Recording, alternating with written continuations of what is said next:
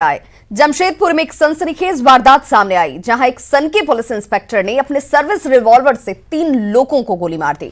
सोनारी में मौजूद नौलखा अपार्टमेंट में सुबह इंस्पेक्टर मनोज गुप्ता ने 3 लोगों पर गोलियां चलाई, जिसमें एक की मौत हो गई, जबकि सनकी इंस्पेक्टर ने पत्नी, दूर के साले चंदन कुमार और उनकी मां को गोलियों का निशाना बनाया।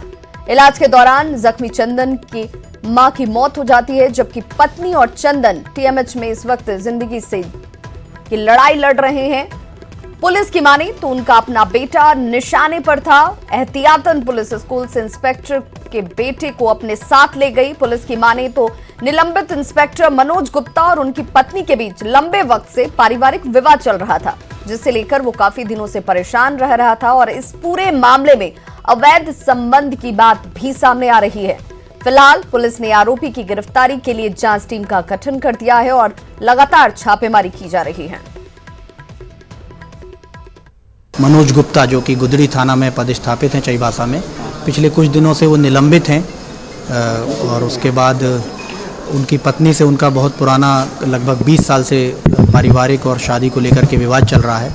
दोनों अलग रहते थे और लगातार विवाद होता था। उस संबंध में उनकी पत्नी ने एक केस भी दर्ज करा रखा है सोनारी थाना में। उनके द्वारा आज सुबह लगभग 9:30 बजे घर में 3 लोगों को गोली मारी गई है। उसमें उनकी पत्नी को और एक उनके जो परिचित कज़िन, जिनको बताया जा रहा है जो पटना से आए हैं, चंदन कुमार और चंदन कुमार की मां को। तो इसमें जो चंदन कुमार की जो मां है उनकी डेथ हो गई है गोली लगने से। बाकी जो मनोज गुप्ता है, उनकी पत्नी और जो चंदन कुमार है वो घायल हैं। उनका यहाँ इलाज चल रहा है टीएमएच में। हम लोगों ने जो टीएमएच के जनरल मैनेजर हैं और सभी लोगों से कांटेक्ट में पर्सनली मैंने किया है, देखा है, और जो बेस्ट प्रोबेबल जो इलाज है वो उनको दिया जा रहा है। ये व्यक्ति अपनी सर्विस रिवॉल्वर से इस घटना को अंजाम दिया है और उस घटना के बाद से फरार है। हम लोगों ने टीम लगाई है, ये जल्दी ही पकड़े जाएंगे। घटना का मूल कारण एक्चुअली इनका लंबा 15-20 साल से पारिवारिक विवाद है और लगातार घटना झगड़ा की इन लोगों के बीच में होती रहती थी। और इस घटना की चश्मदीद गवाह इनकी बेटी हैं। इनकी बेटी भी जो बालिग हैं और जो दिल्ली में पढ़ती हैं, वो भी आई हुई थी। बेसिकली ये लोग आपस में इकट्ठा हुए थे पारिवारिक विवाद को सुलझाने के लिए। मनोज गुप्ता जो सब इंस्पेक्टर है जिसने घटना की है, जो अभियुक्त है, उसने इनकी अपनी पत्नी को, जो कि पटना में रह रही थी कुछ दिनों से, उनको बुलाया था और फैमिली के कुछ लोगों को बुलाया था। पिछले 2 दिनों से इन लोगों की आपस में बात हो रही थी घटना को सुलझाने के लिए, विवाद को। बट उसी में फिर कुछ झगड़ा झंझट हुआ, बात आगे बढ़ी और इसने अपनी रिवॉल्वर से 3 लोगों पर गोली चलाई है। कानून का दृष्टिकोण है, उसके हिसाब से लॉ ऑर्डर के दृष्टिकोण से तो शासन प्रशासन पुलिस विचार करेगी। और हमको लगता है कि जो औद्योगिक क्षेत्र हैं वहाँ इतना मानसिक तनाव बढ़ते जा रहा है कि इस तरह की अनेकों घटनाएं हो रही हैं और रोज़ कोई न कोई घटना इंडस्ट्रियल सिटीज़ में हो रही हैं। इसलिए कोई मनोवैज्ञानिक काट भी हमको इसको निकालनी चाहिए। शासन प्रशासन को इसके बारे में विचार करना चाहिए कि हम लोग वहाँ बिल्कुल रुपया में 3 अठन्नी बनाने के चिंता में ये सभी के सभी औद्योगिक शहर लगे हुए हैं, चाहे वो भूंजा बेच रहा हो, चाहे वह टाटा स्टील के पदार्थों की ट्रेडिंग कर रहा हो, सबके मन में यही है। इसलिए एक बड़ी खराब समाज बन रहा है औद्योगिक शहरों में। और चलिए आपको सीधे लिए चलते हैं झारखंड विधानसभा, जहां मॉनसून सत्र के अंतिम दिन सदन की कार्यवाही चल रही है और राधा कृष्ण किशोर इस वक्त क्या कुछ कह रहे हैं, सुनते हैं। वो अवसर देना चाहते हैं कि हायर एजुकेशन में बच्चे पढ़ें। ये अब सरकार के ऊपर निर्भर करता है। इसके पहले कि आप हमसे कहिए कि हम अपने अभिस्ताव को वापस ले लें, मैं इस अभिस्ताव को वापस लेता हूँ। चलिए, धन्यवाद। कुछ बोलना भी नहीं है इनको।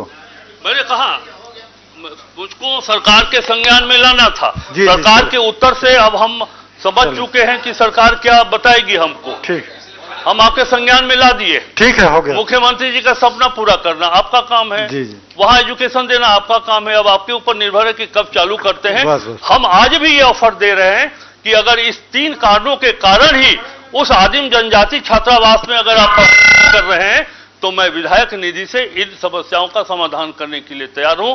बाकी आगे आपकी मर्जी, मैं अपना अभिस्ताव वापस लेता हूं। धन्यवाद। माननीय सदस्य जानकी प्रसाद यादव जी।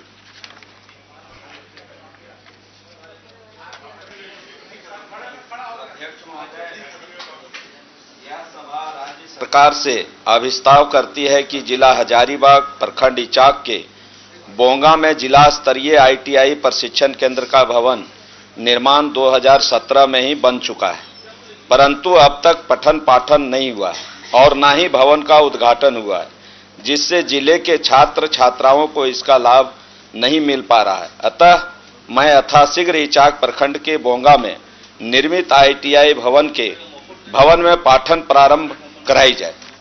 अध्यक्ष महोदय, उत्तर प्राप्त है और उत्तर से मैं आंशिक रूप से संतुष्ट हूं, लेकिन अध्यक्ष महोदय, चूंकि माननीय मंत्री जी सदन में उपस्थित हैं और इनका संबंध देवघर से है और सावन में पूरे देश और दुनिया का निगाह देवघर पर रहता है, चूंकि वहां जो भी लोग जाते हैं भोला बाबा उनको कुछ न कुछ आशीर्वाद देते हैं। अध्यक्ष महोदय, मैं सिर्फ उनके संज्ञान में ये देना चाह रहा हूं कि इसी से रिलेटेड पिछले वर्ष इन्होंने गैर सरकारी संकल्प में एक बरकट्ठा जो सुदूरवर्ती क्षेत्र है ITI प्रशिक्षण केंद्र खोलने की मांग किया था, जो इन्होंने कहे थे कि बहुत जल्द बनेगा और कुछ काम भी बढ़ा है। मेरा इतना ही आग्रह है कि हम उनके मुंह से सुनना चाह रहे हैं कि जल्द वहां ITI बने। मेरा इतना ही सिर्फ कहना है महोदय। माननीय मंत्री जी। अध्यक्ष महोदय, जवाब से माननीय सदस्य को पूर्ण संतुष्ट हो जाना चाहिए था, रह गया है।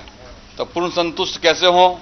यदि आप मेरे मुंह से सुनना चाहते हैं कि ITI को पठन पाठन चालू हो, तो निश्चित रूप से हम अगस्त के महीने से आपके ITI में पठन पाठन चालू करेंगे। इतना तो आज 5वां और आखिरी दिन है